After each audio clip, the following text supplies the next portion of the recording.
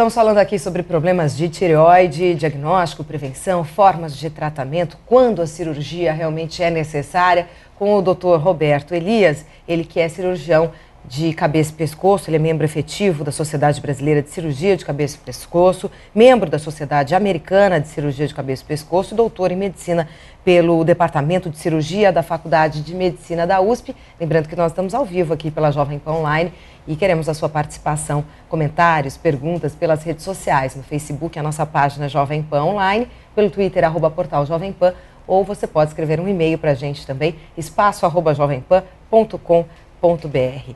No primeiro bloco a gente falou sobre as principais causas para as disfunções tiroidianas, como é que se faz o diagnóstico, né, doutor? Vamos falar um pouquinho agora sobre tratamento. Como é que se trata o hipotiroidismo, o hipertiroidismo e mesmo o nódulo de tireoide? Perfeito. Como eu falei, o hipotireoidismo é o mais comum, porém é o mais tranquilo de ser tratado. Uma vez diagnosticado um hipotireoidismo, basta fazer uma reposição hormonal, né? E o hormônio produzido pelos laboratórios hoje é muito similar, é praticamente idêntico ao hormônio produzido pela glândula tireoide. Portanto, os efeitos colaterais desse hormônio são muito pequenos, praticamente inexistentes. O hipertireoidismo é um pouco mais complexo de ser tratado, né? O tratamento inicialmente baseia-se em medicações, que as medicações que a gente chama de remédios antitireoidianos, ou seja, eles bloqueiam a produção dos hormônios tireoidianos. Dentre as principais drogas antitireoidianas, nós temos o tapazol e o propiltiuracil. No caso de uma intolerância ao uso desses remédios, de um uso crônico ou de uma necessidade cada vez maior de se usar esses remédios, o tratamento cirúrgico pode ser indicado, principalmente naqueles casos de hipertireoidismo que cursam com bócio difuso, que a gente conhece como doença de Graves, em que a remoção da glândula tireoide está indicada. Nódulos isolados também podem ser causa frequente de hipertireoidismo. Esses nódulos se tornam autônomos e completamente independentes de um controle do organismo. E aí, em muitos casos, também é indicado o tratamento cirúrgico. Só para entender aqui, o hipotireoidismo, a pessoa deve ter que tomar remédio para o resto da vida, não tem jeito. Uma vez diagnosticado o hipotireoidismo, a chance desse paciente ter que tomar realmente remédio para o resto da vida é muito alta, porque dificilmente a glândula se recupera de um grau de hipotireoidismo. Agora, no caso do hipertireoidismo, como é que funciona esse tratamento? Toma-se o remédio até a glândula se normalizar e caminhar sozinha ou não? Também tem que ser assim? Existem períodos da fase do paciente que as medicações podem ser retiradas ou mesmo diminuídas, né? Mas frequentemente esse paciente precisa tomar por um longo período de tempo para que a glândula seja controlada. Uma outra opção para o tratamento do hipertireoidismo é o uso em doses menores, em radiações não tão altas da iodoterapia, né? A iodoterapia pode ser empregada também naqueles casos de doença de Graves que o paciente não apresenta uma tolerância boa ao uso das drogas antitireoidianas. Quer dizer, existem efeitos colaterais importantes sim, no caso do hipertireoidismo? Sim, principalmente, né, o uso dessas medicações antitireoidianas, elas têm uma alteração muito importante, elas agem também na parte da medula óssea, podem prejudicar a produção de glóbulos brancos e a pessoa ter uma queda na taxa dessas células no sangue. Esse paciente tem que ser bem monitorado. Muito bem monitorado, e uma vez esses eventos estando sendo muito frequentes, é necessário realmente a suspensão dessas medicações e partir para uma nova alternativa de tratamento, que pode ser o uso do iodo radioativo ou mesmo o tratamento cirúrgico. Iodo radioativo pode trazer consequências? Muitas.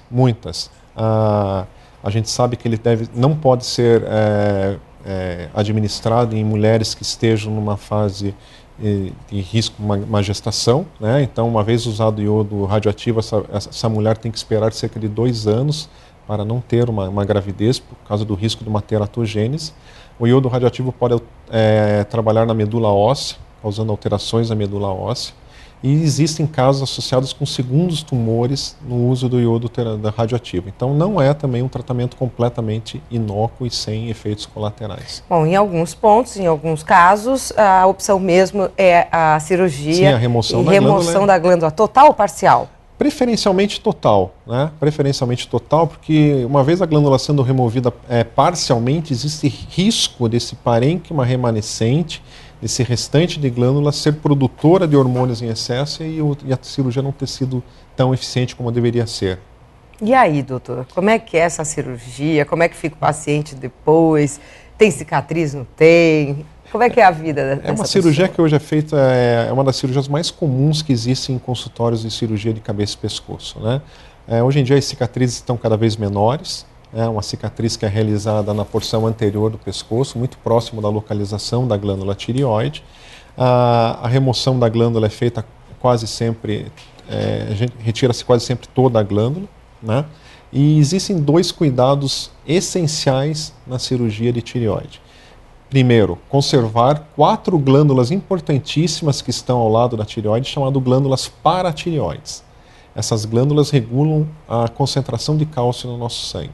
Então, uma vez feita a cirurgia de tireoide e havendo uma lesão definitiva dessas 4 glândulas, a pessoa terá certamente hipocalcemia, que é um sintoma desagradável no pós-operatório de tireoidectomia total.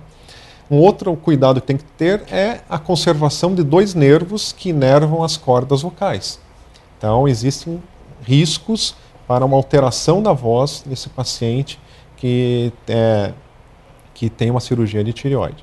Obviamente, são complicações, quando feitas por especialistas, uma taxa muito baixa, lesão de nervo definitiva, com rouquidão definitiva dos pacientes, ocorre em cerca de 1% dos casos, então é muito pouco. Mas precisa ser cuidado.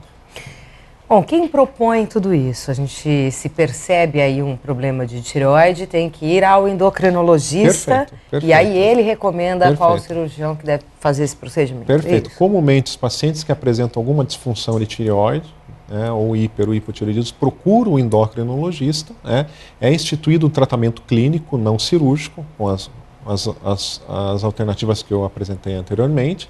E uma vez havendo necessidade de um tratamento cirúrgico, o endocrinologista encaminha para o cirurgião de cabeça e pescoço para que seja instituído esse tipo de tratamento. Da mesma forma, os nódulos de tireoide. Nem todo nódulo de tireoide tem indicação de cirurgia, né? A maior parte dos nódulos até não são casos cirúrgicos, né? Pra você ter uma ideia, hoje, pegar populações acima de 50 anos, mais da metade desses indivíduos vão ter um nódulo de tireoide diagnosticado no ultrassom de tireoide. Então, realmente, a incidência dos nódulos tireoidianos é muito alta, porém nem todos são casos de cirurgia. E eles podem, inclusive, sumir? Existe essa possibilidade. Naturalmente? Existe essa possibilidade. Existem alguns nódulos que são mistos, sólidos, císticos, em que existe comumente uma redução do tamanho desses nódulos e, em alguns casos, efetivamente a tireoide se regenera, se recupera e existe o desaparecimento desses nódulos. O que a gente tem que ficar alerta são para os nódulos suspeitos para tumor maligno de tireoide. Então, existem algumas características peculiares que nos dizem que a gente precisa ser mais agressivo na investigação desses nódulos de tireoide. Qual seria essa? Um indivíduo do sexo masculino, por exemplo, a chance de esse nódulo ser um tumor maligno é mais alta do que nas mulheres. Então, nódulo em homem precisa ser investigado com muito cuidado.